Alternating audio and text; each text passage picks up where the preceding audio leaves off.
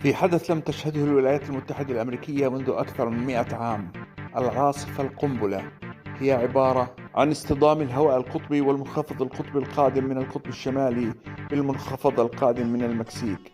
شكل ما يشبه القنبلة، فجرت الثلوج على أمريكا وكندا في مشهد نادر الحدوث. منذ 100 عام لم يحدث مثل هذه الموجة الثلجية الكبرى الهائلة. لقد شلت الحياة في الولايات المتحدة الأمريكية شللا شبه تام، خاصة في مناطق نيويورك والمناطق الشمالية حتى حدود المكسيك. درجات الحرارة وصلت إلى 52 درجة تحت الصفر.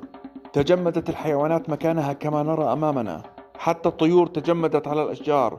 هناك فندق تجمد بالكامل، والسيارات والبيوت غرقت تحت الثلوج.